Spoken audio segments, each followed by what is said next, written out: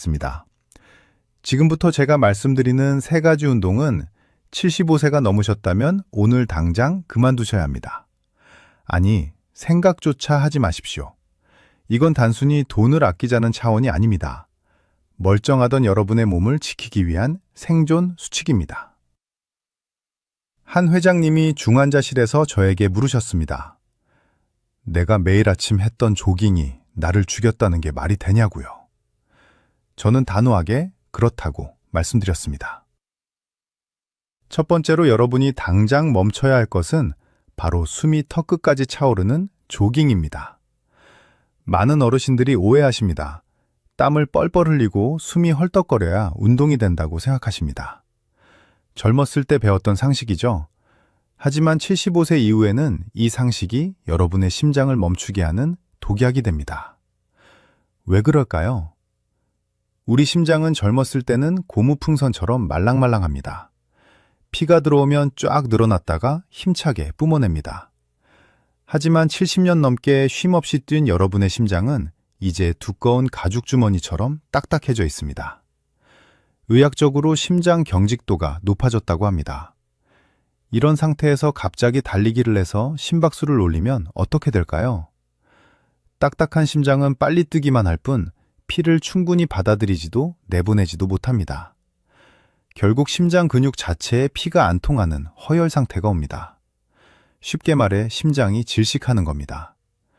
그래서 멀쩡히 뛰시다가 갑자기 억 하고 쓰러지시는 겁니다. 그럼 어떻게 해야 할까요? 기준은 딱 하나입니다. 옆 사람과 대화가 가능한지 확인하십시오.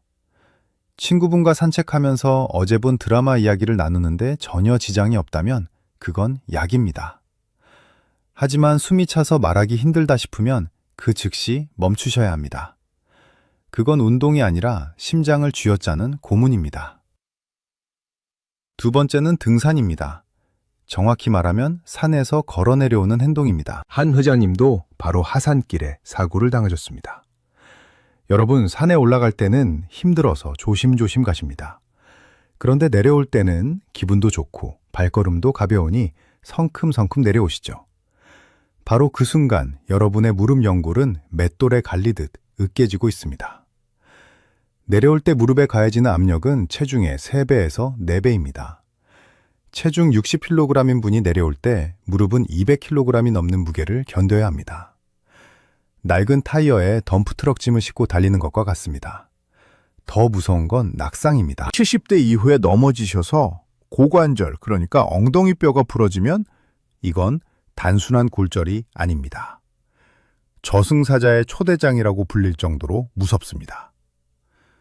통계적으로 고관절 골절 환자가 수술을 안 받을 경우 2년 안에 사망할 확률이 70%가 넘습니다. 암보다 사망률이 높습니다. 뼈가 부러져서 돌아가시는 게 아니라 누워 계시는 동안 근육이 다 녹아버리고 폐렴과 욕창이 와서 폐혈증으로 돌아가시는 겁니다. 그러니 제발 산 정상 찍겠다는 욕심 버리십시오. 굳이 가셔야겠다면 차라리 차 타고 입구까지 가셔서 평평한 둘레길만 걸으십시오. 그리고 만약 산에 가신다면 반드시 등산 스틱 2개를 사용해서 무릎에 갈 힘을 팔로 분산시켜야 합니다. 세 번째는 의외라고 생각하실 겁니다. 바로 찬물 샤워나 차가운 물에서의 수영입니다. TV에서 건강 비결이라면서 한겨울에 계곡물 입수하거나 냉수 마찰하시는 분들 가끔 나오시죠? 75세 이상 어르신에게 그건 자살행위나 마찬가지입니다. 우리 몸은 급격한 온도 변화에 아주 취약합니다. 특히 뜨거운 물에 있다가 갑자기 찬물로 들어가거나 더운 여름에 시원하려고 찬물에 뛰어들 때 콜드쇼크 반응이라는 게 일어납니다. 차가운 물이 피부에 닿는 순간 온몸의 혈관이 전기 충격을 받은 것처럼 순식간에 쪼그라듭니다. 혈관이 좁아지면 그 안을 흐르던 피의 압력은 어떻게 될까요? 미친 듯이 치솟습니다.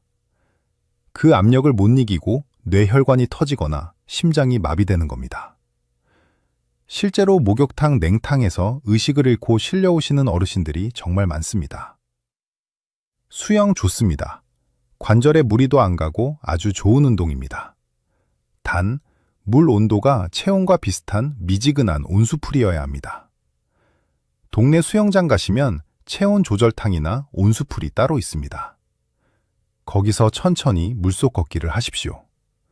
그게 여러분을 살리는 길입니다. 지금 말씀드린 이 세 가지, 조깅, 하산, 찬물 수영, 이것들은 여러분의 심장과 뼈를 직접적으로 공격하는 가장 강력한 적들입니다. 하지만 이게 끝이 아닙니다. 다음 파트에서 말씀드릴 세 가지는 더 교묘하고 더 치명적입니다.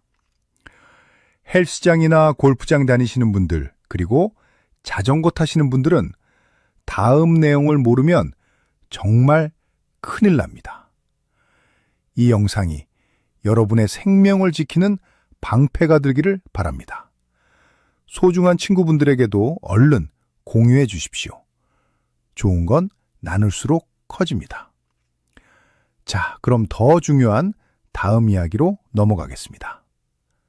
이제 조금 더 교묘하고 위험한 운동 세 가지를 말씀드리겠습니다. 앞서 말씀드린 조깅이나 등산은 힘들어서라도 중간에 멈추게 되지만 지금 말씀드릴 것들은 재미가 있어서 혹은 몸이 좋아지는 느낌이 들어서 멈추지 못한다는 게 문제입니다. 바로 그 점이 여러분을 더 큰 함정에 빠뜨립니다. 네 번째로 절대 하지 말아야 할 행동은 숨을 참으면서 무거운 것을 드는 근력 운동입니다. 요즘 근육이 재산이다 해서 헬스장 다니시는 어르신들 정말 많습니다. 아주 훌륭한 일입니다. 그런데 문제는 힘을 쓰는 방법입니다. 무거운 역기나 아령을 들 때 우리도 모르게 헙 하고 숨을 참게 됩니다. 이걸 의학 용어로 발살바 호흡이라고 합니다. 숨을 참으면 뱃속 압력이 올라가서 힘을 쓰기는 좋아지지만 그 순간 혈압은 상상을 초월할 정도로 치솟습니다. 평소 혈압이 120이던 분도 숨 참고 힘을 쓰는 순간 순식간에 200, 250까지 올라갑니다. 낡고 약해진 뇌혈관에 꽉 막힌 압력밥솥처럼 압력이 차오르는 겁니다. 어떻게 되겠습니까? 뇌 동면류가 있으신 분들은 그 자리에서 혈관이 터져 뇌출혈이 옵니다. 실제로 한 회장님 친구분 중에도 헬스장에서 벤치프레스 하시다가 풍이 와서 반신마비가 된 분이 계십니다. 근육 좀 키우려다가 평생 휠체어 신세를 지게 된 겁니다. 그럼 근력 운동을 하지 마라? 아닙니다. 숨만 안 참으시면 됩니다. 힘을 쓸 때, 그러니까 들어 올릴 때 입으로 후 하고 숨을 내뱉으십시오. 숨구멍을 열어두면 혈압은 절대 급상승하지 않습니다. 그리고 제발 무거운 무게 욕심내지 마시고 가벼운 무게로 횟수를 늘리십시오. 우리는 보디빌더가 될 게 아닙니다. 다섯 번째는 1시간 이상 쉬지 않고 타는 자전거입니다.